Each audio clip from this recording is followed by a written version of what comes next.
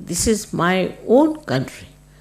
It's clearly written. That means Christ recognized that this country of spirituality is his own. So we belong to that country of spirituality and not to the materialistic or to the mundane or the baser type of life.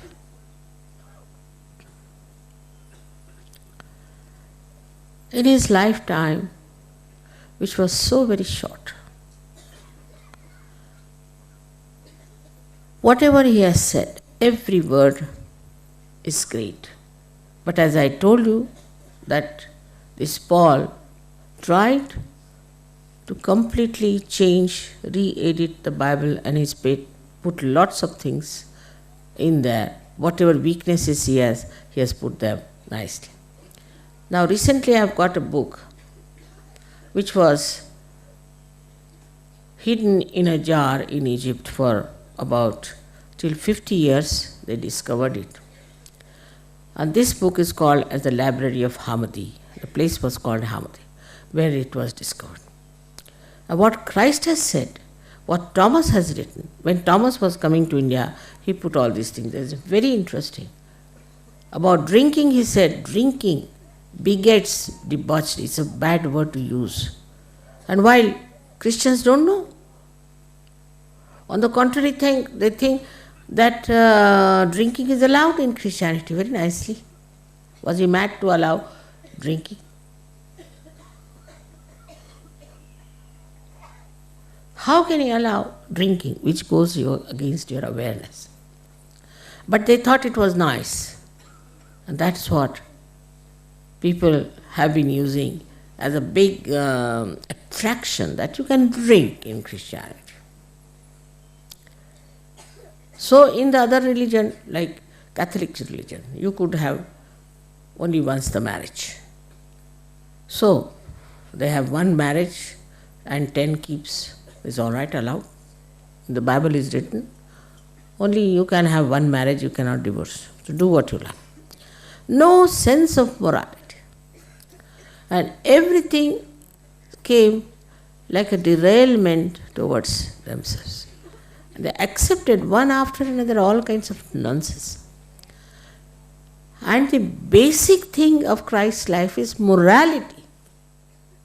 He is on the left side, as you can see from Sri Ganesha. And then he establishes himself at Agya. But morality is the essence of his life.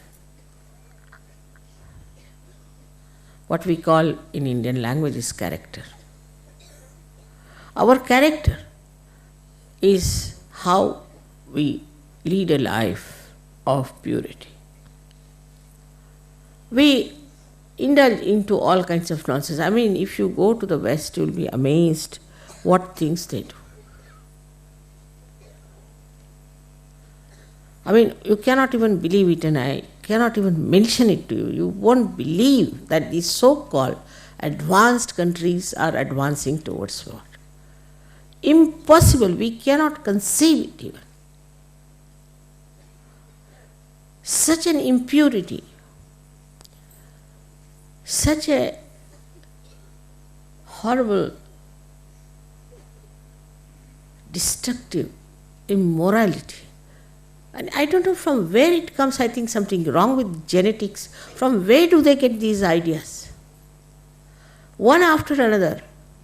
It's impossible to believe these people doing all these things and then nicely dress up and go to church on Sunday, pray to God and come back. Now it is for you to decide. You have to pull out all these people in your own countries. And you have to tell them, this is all nonsense in the name of Christ and in the name of God. You have to come up and talk about it. Same about Sri Ganesh. I have seen in Pune, I was surprised, there was Ganesh Mahotsav. Everybody was drinking nicely. The horrible dirty songs, some western songs, some horrible cinema songs put up there, and everybody was using as a disco. in front of Sri Ganesh. Sahajogi should go and object to this kind of a nonsense. How could dare they drink in the presence of Sri Ganesh?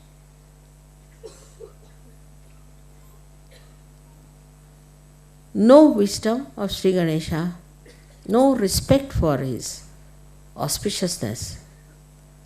Now, not only drinking, doing all kinds of things. Sri Ganesha has been shown by these tantrikas as something so horrible, which is also done by so many psychologists, so-called, in the West. Thank God one of them is Mr. Freud, is exposed now.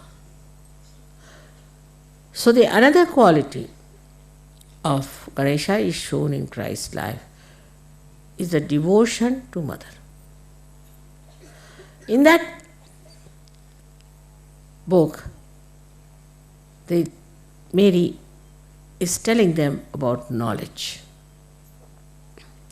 But this, Paul objects to it. And she says that this is what you have to achieve. But he doesn't want to. He's arguing with her. But then Thomas said that what Christ has said on the cross, behold the Mother. She is the mother of Christ. And how dare you insult her? But just the opposite, Paul never respected women. So he he called her as just a woman. No respect. For Mahalakshmi, no respect. Can you imagine? Just a woman. And a big controversy going on these so-called advanced people, whether the women should be ordained as priests or not. We think we are very backward, but I think they are so backward in religion. Nonsense. We had Gargi, Maitreyi, such people here. And we respect the Mother as the Adi Shakti. She is the one, we call her, the one who has created us. She is the one who looks after us. For us, she is important, Shakti is important. They don't call her Shakti, but a woman. And supposed to be very advanced people. And all other nonsense they do in the name of advancement, it's impossible to tell. So my words fall short. I feel so ashamed. In the name of Christ. Today now when we are celebrating the pure life of Christ, He came on this earth. They can't believe that He could have been so pure. A criminal cannot believe that others could be non-criminal. So we have to, within ourselves, see if we have developed that purity of mind that expresses through our eyes. Eyes have to become innocent.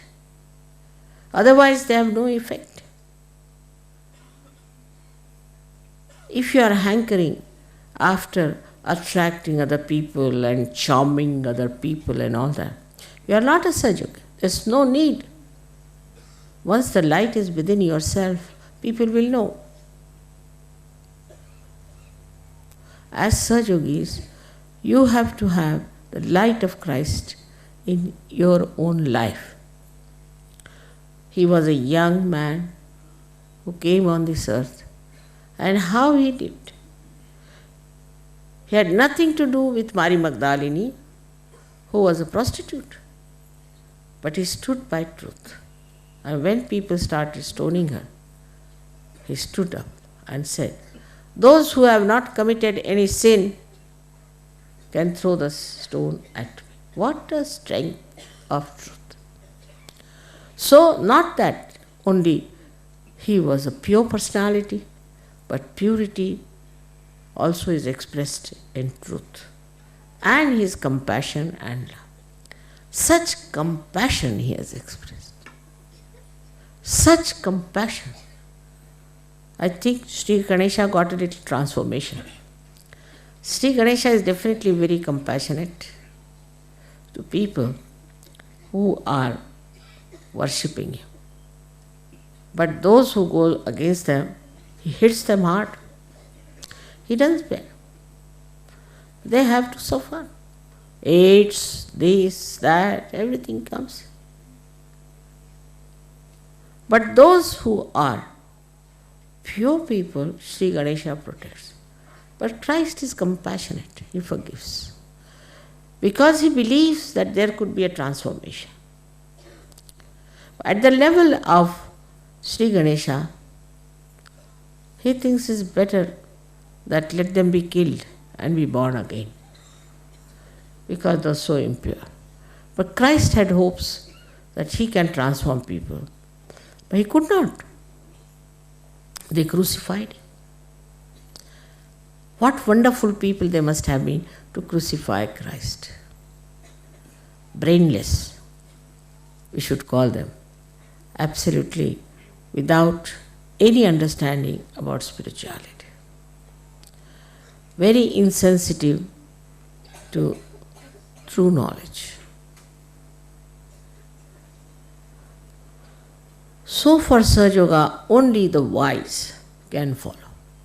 It is not meant for stupid, idiotic people, nor it is meant for very smart ones. Some people think they are very smart because they are successful in life, they can say some smart sentences, they can say something very outstandingly, very sharp. It's not meant for that. For that Christ has said, meek in heart will inherit the earth. Meek in heart. Not those who think too much of themselves, but who are meek in heart will inherit the earth. Among Sahaja Yogis also, only those who are meek in heart will inherit the blessings of Mother. You have to be meek. You have to be wise. With wisdom, you will become meek. Because then you will see where are we into this great cosmos. That you will feel that you have entered into this kingdom of God. For what? How? How have we come here? How have you entered here? So many tried, thousands of years, sacrificing this, sacrificing that, standing on their heads, fasting. How is it suddenly we got this blessing? How are we there? When we start looking at this, we become meek. It's the blessing, it's the grace. It's not through our ego, through our conditioning, but it's just the grace, the compassion, the love, the Sandra Karuna. And then you enjoy your transformed life, the new dimension of spirituality, which is in reality. Now you know reality, you know totality, you know everything. But those who have not known themselves have not become Sahaja Yogis.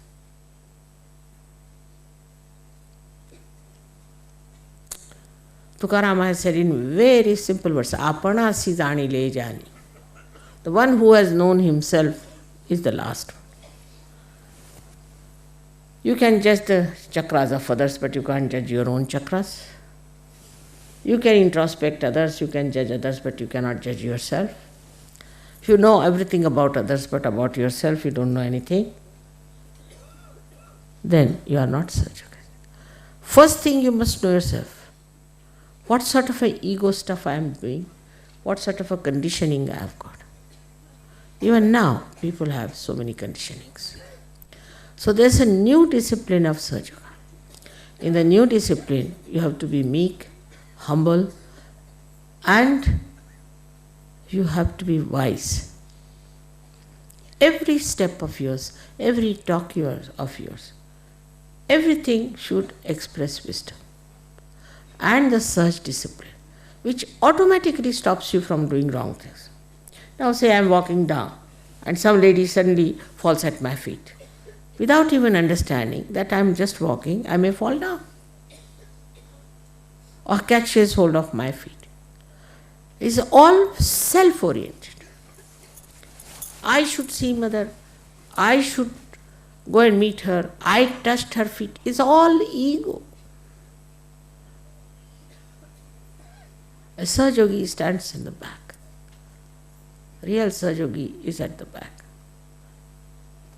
From there he can enjoy because he knows I am everywhere. He doesn't want to see me, nothing. Just like this, standing. He doesn't force his way in any way. Mother is here. But this is what it is, Christ has said. Meek in heart. There's a very big word, meek. And people don't understand meek because in the West, if you are meek, people say you are weak. You have to be aggressive. If they have to praise somebody, say, oh, he is very good, he is very aggressive. I think their genetics are a little lower than normal. Must be some animals in them. Otherwise, how can they think that to be aggressive is being something higher? It's impossible. How can a person who is supposed to be a higher person could be like a devil? How could Hitler say that he was a higher race when he was himself a devil? It's very nice for a devil to say I am a higher race.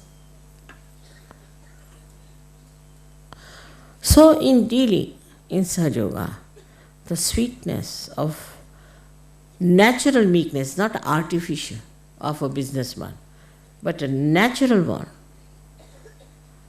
that makes you shine with your great, great spirituality.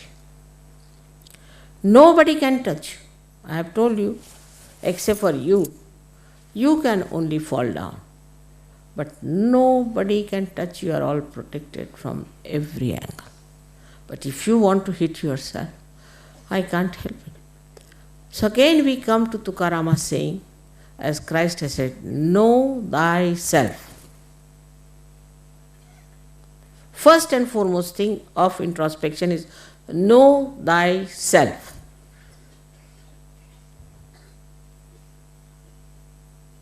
What you are doing, are you trying to look at yourself or not?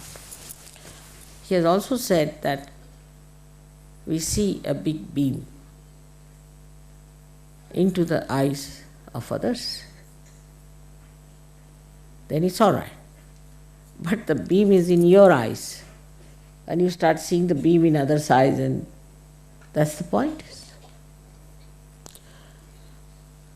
So in your meditation, you have to sit down and first of all introspect. O Christ, O Sri Ganesha, please give me wisdom to see myself and understand what's wrong with me. And understand where do I lack all the qualities of a good surgeon. Just to meditate, and you'll feel so happy, so joyous, because virtue within you gives you joy. But you don't say I'm virtuous, you don't say that. But the virtue within you, when you discover, that gives you joy, and not your bad qualities and your hankerings, your lust and greed. No, it does not. So we must really concentrate. Even coming to Sahaja Yoga, people think how I can use it for, say, fame. Leadership, you see, is another myth. Then they sometimes think, why not use it for making some money somehow? Some sort of a business they start. Don't do any business with Sahaja Yoga or Sahaja Yoga. I've told 100 times.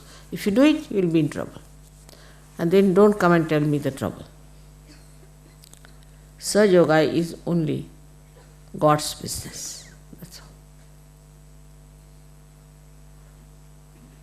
Everything that you are doing is for God. And that's why you are doing it for yourself. So introspection is very important. Criticizing others should be less. Criticizing yourself and laughing at yourself is the best. I laugh at myself many a times and say many things like that, if you have noticed. That makes life so interesting.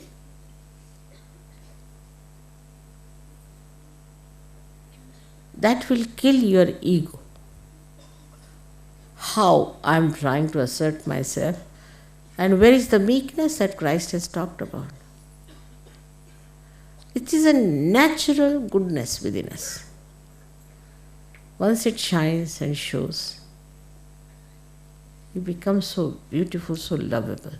Whether you are sitting here near me or there, I know who is that guy. My heart just opens for such a personality. I know who they are.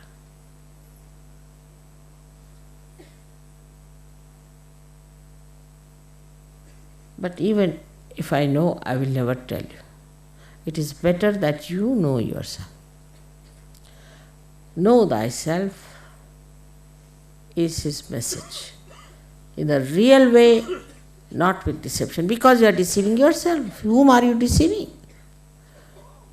Know thyself without any deception, without any lies, with full concentration. See where is your attention going. That's how you are going to rise. You are not going to rise by seeing the defects of others, but you are going to rise only by seeing your own defects. Exactly this what Christ has said. I am telling you in very, very simple words. Then he has said, love thy neighbor as thyself, which is a very, very big thing to say. Now, it's only possible in Sahaja Yoga because you are collective. Those who are not collective, how can they love their neighbor? I mean, who is the neighbor then? Nobody is a neighbor. They are outsiders. But as soon as you become collective, see today there are 55 nations. We are also collective, so moral, so beautiful, no complications, nothing. I am so overjoyed to see this. But to make it perfect, we should introspect. Socially, collectively, you people have improved a lot. But also individually, within yourself, you have to improve for your own goodness. So on this great occasion, we have to celebrate because really such a great amount of work was done by Christ, though neutralized by these horrible priests, which is done in every country, in every religion. But now we should take a vow to save others who are taking the name of Christ and doing something just the opposite. If it could be done, if it could be achieved through your lives, Christ's work has been done. You have to now express Christ through your life. This is what it is. Through your life you can express Him.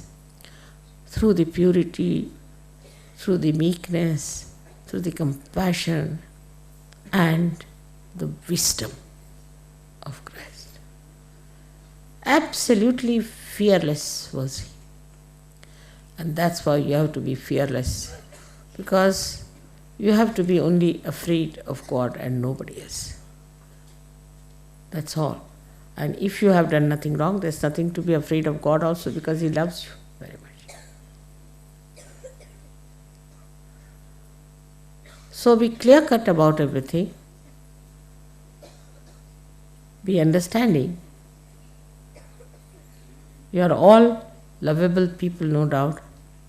But you should be such that you can adore yourself and love yourself because of the virtues you have. May God bless you all.